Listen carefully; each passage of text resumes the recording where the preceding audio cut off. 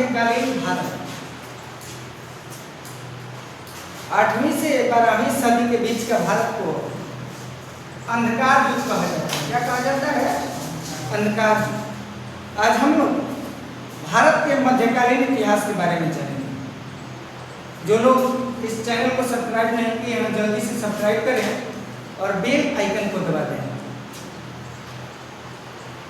मध्यकालीन भारत की शुरुआत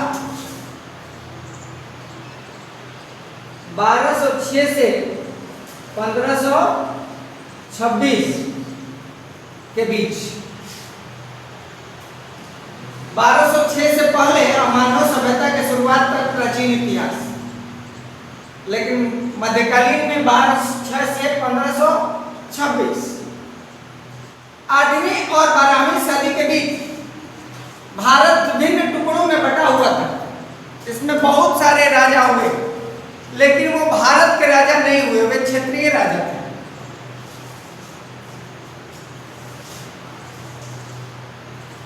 एक त्रिपक्षीय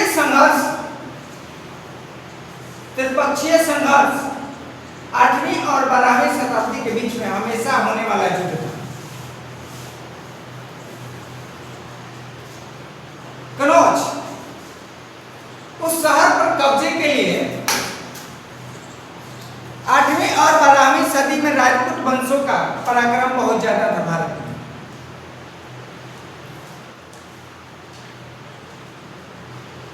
राजपूत, पाल, गुर्जर, प्रतिहार इत्यादि वंशों ने इसमें भाग लिया। 1206 से पहले मोहम्मद गोरी को एक बार पृथ्वीराज चौहान ने हराया, 2 बार हराया। उसने मांग किया,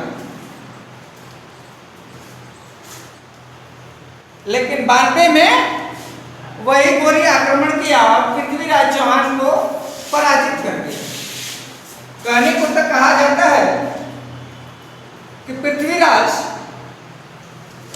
अपने मुख्यमंत्री या मुख्य सलाहकार जो भी कहा जाए या मुख्य कवि के साथ उनको गोरी ने गजनी भेज दिया। कहाँ भेज दिया? गजनी। वहां दरबार लगा और उस दरबार में गजनी ने कहा कि तुम्हें तो शब्द भेद ही बाढ़ आता है। चंद्रबरदाई ने कहा हाँ मेरे महाराज को आता है, तो मैं इसका परीक्षा करना चाहता हूँ। उस परीक्षा में राजा का सिंहासन लगा, बीच में बुलाया गया। उसने बोला मेरे स्वामी के हाथों में तीर और कमान थमा दिया जाए और एक घंटा बजाया जाएगा, उस घंटे की आवाज से ये तीर छोड़ेंगे। भारत में 2 लोग शब्द भेदी बाण जानते थे। पहला राजा दशरथ और दूसरा पृथ्वीराज चौहान। एक आदमी और जानता था, लेकिन उसका प्रयोग नहीं किया, वो थे भगवान श्री राम। उन्होंने उसका प्रयोग कभी किया ही नहीं, क्योंकि वो पीछे उसका परिणाम देख चुके थे। उनके पिता के साथ क्या हुआ, श्रवण कुमार की हत्या हो जाती है।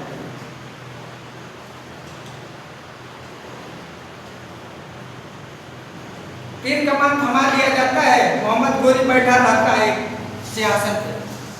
चंद्रबरदाई से घंटी बजा, चंद्रबरदाई से बोला गया कहो तीर चला।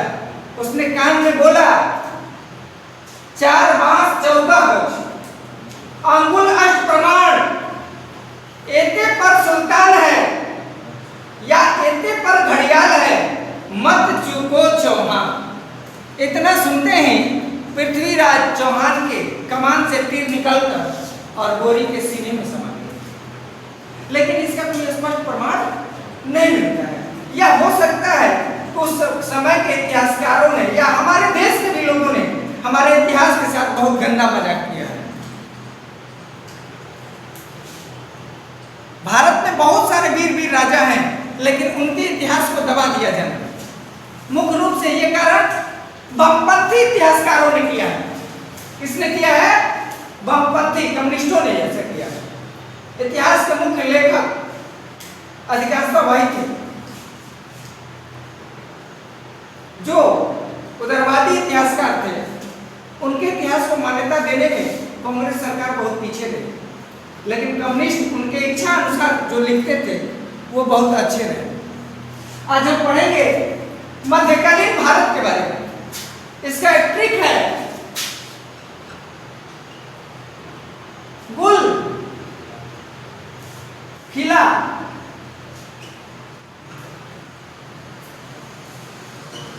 तो सैयद लोधी,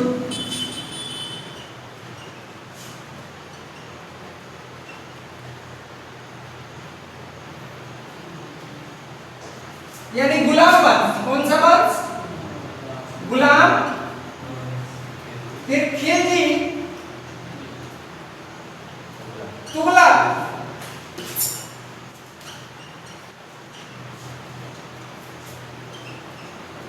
सैयद, लोधी, फिर लोधी। ये ट्रिक्स इस पे हम पढ़ेंगे। गुलाम वंश, मोहम्मद गोरी जब भारत के जो क्षेत्र जीता था, अपने विश्वस्त गुलाम, सबसे प्रिय गुलाम उसके अधीन कर गया, कुतुबुद्दीन ऐबक। कुतुबुद्दीन ऐबक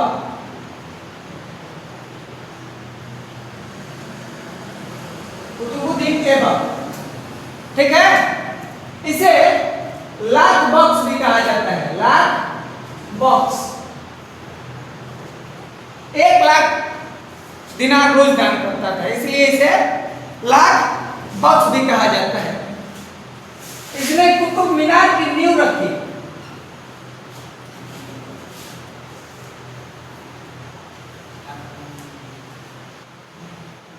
कुतुब मीनार की नींव रखी।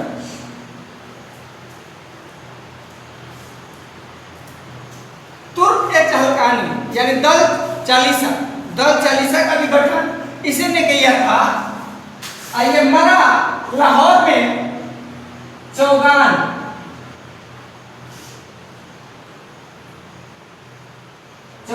खेलते वक्त घोड़े से गिरकर इसकी मृत्यु हो जाती है, ठीक है।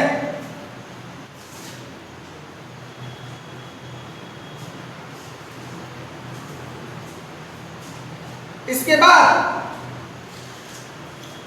इल्तुतमिश, कौन शासक आता है इसके बाद?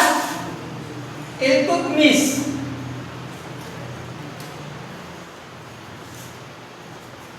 यह भी गुलाम है, कुतुबुद्दीन ऐबक का गुलाम है इल्तुतमिश। इसने तुर्क के चहलकानी की स्थापना की।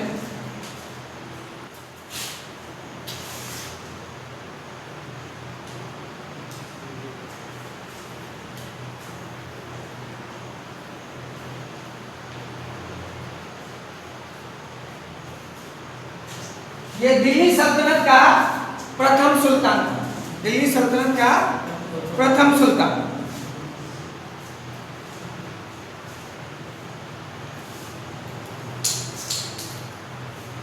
इसके बाद आती है भारत की पहला मुस्लिम शासक रजिया बेगम। रजिया बेगम, इनके बीच में भी कुछ लोग हैं, ठीक है, उन्हें हम लोग क्लासरूम में पढ़ेंगे।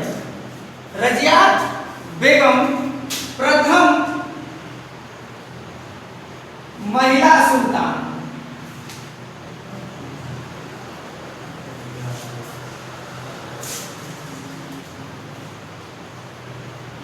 भारत की एकमात्र मर्द सुल्तान कौन थी? रजिया। लेकिन औरत का औरत है, इसको प्यार जानते हैं किससे हुआ था? घोड़शाला अश्वशाला के प्रधान अल्तुनिया से। इसका सबसे अधिक विरोध होता था, मौलानाओं ने इसका सबसे अधिक विरोध किया था, रजिया बेगम। गुलाम वंश में अंतिम रूप से आता है बलबन। बलबन एक प्रमुख शासक था, बलबन, ठीक है। राजत्व सिद्धांत, इसने क्या लाया था? राजत्व सिद्धांत, यानी पृथ्वी पर राजा ईश्वर का प्रतिनिधि होता है।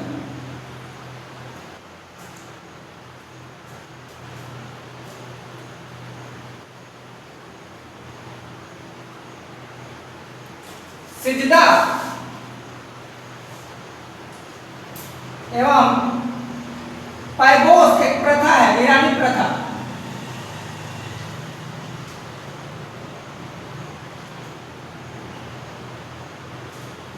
इसका प्रारंभ कराया, सिजदा एवं पैगोस प्रथा का प्रारंभ कराया बलबन ने। अब आते हैं हम लोग खिलजी वंश। प्रथम है जलालुद्दीन खिलजी। जलालुद्दीन खिलजी, जलालुद्दीन खिलजी तो लगा हुआ है। इसके बाद आता है अलाउद्दीन खिलजी।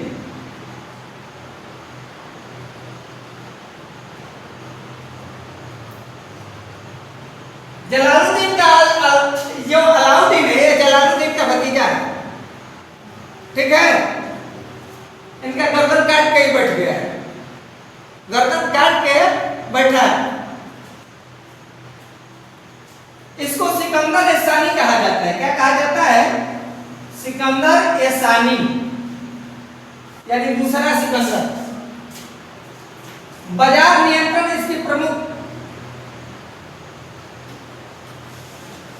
इसके प्रमुख कार्यों में है बाजार नियंत्रण। इसने ऑर्डर किया था कि बाजार में कोई अगर पैसे लेकर कम माल तौलता है और पकड़ा जाए तो उसके शरीर से जितना कम वजन का वो वस्तु तौला उतना मांस निकाल दिया जाए। इसने बाजारों में अपने कुछ सिपाहियों को रखा था, कहीं कोई गलत न करे, मंडी में निगरानी कराता था। इसके लिए इन्होंने दीवान रियासत का गठन किया। अलाउद्दीन खिलजी ने किसका गठन किया? दीवान रियासत का। डाक प्रथा और हुलिया प्रथा, सैनिकों को नगद वेतन भी देने की प्रथम व्यवस्था यही थी। इसी ने प्रथम अस्थायी रूप से सेना रखने का व्यवस्था भारत में शुरू किया, अलाउद्दीन खिलजी ने।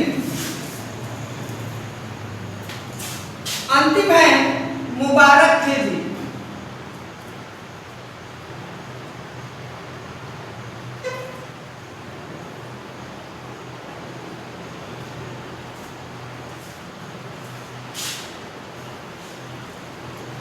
मुबारक खिलजी अपने आप को खलीफा घोषित किया था ना।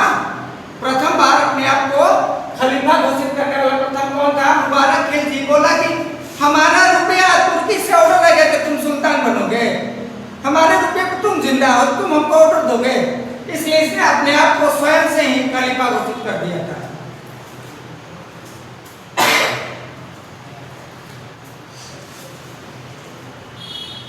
अब आते हैं हम लोग तुगलक वंश। गयासुद्दीन तुगलक।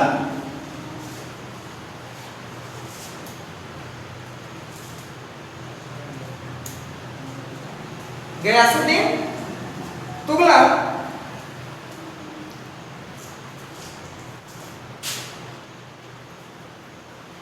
नहर का निर्माण, डाक व्यवस्था, डाक व्यवस्था इसका प्रमुख कार्य था। डाक व्यवस्था।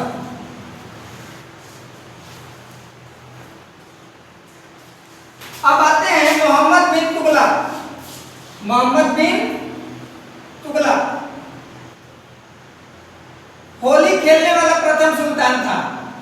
होली खेलने वाला, इसको पागल भी कहा जाता है। पागल या विरोधाभासों का मिश्रण।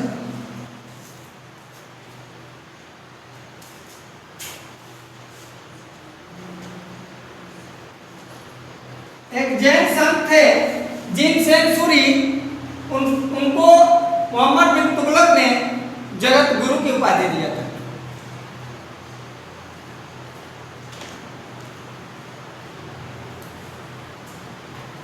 इसमें सबसे अंतिम में आएगा नसरुद्दीन महमूद। इसके समय में तैमूर लंग का आक्रमण हुआ था।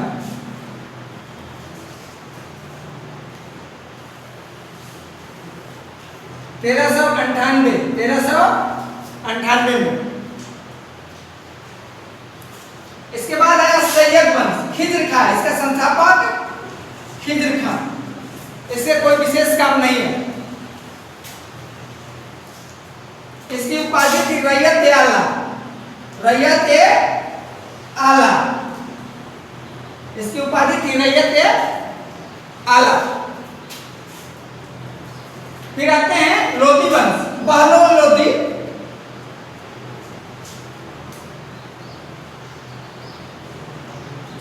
यह संस्थापक है। इसके बाद है सिकंदर लोधी, सिकंदर लोधी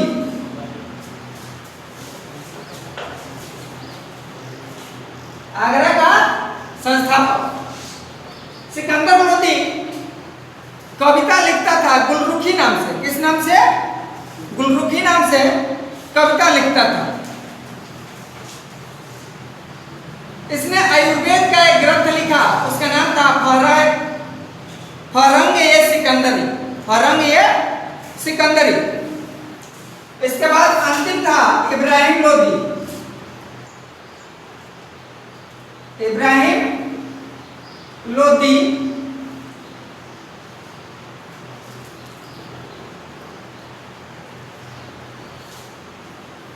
पानीपत के युद्ध 1526 में ये बाबर से पराजित हुआ था ना। एकमात्र आखिरी दम तक लड़ने वाला भारत का मात्र सुल्तान है इब्राहिम लोधी। ये मैदान से लड़ता रहा, कभी पीछे नहीं हटा। इसके बाद हम लोग पढ़ेंगे मुगल, वो भी एक ट्रिक के माध्यम से लेकर आएंगे। और प्रमुख क्वेश्चन इतिहास में ज्यादा अब नहीं पढ़ना है, क्योंकि यूजीसी ने मध्यकालीन भारत का सिलेबस बहुत छोटा कर दिया है। इसी के हिसाब से देखते हुए पढ़ना है। एक बार सरसरी निगाहों से मध्यकालीन भारत को सिर्फ पढ़ना है। आप सभी लोगों से अनुरोध है कि मेरे चैनल को जल्दी से जल्दी सब्सक्राइब करें, लाइक करें, शेयर करें, कमेंट अवश्य करें, क्योंकि मैं फिर आगे बेहतर से बेहतर टॉपिक लेकर आपके पास आ सकूं। Thank you.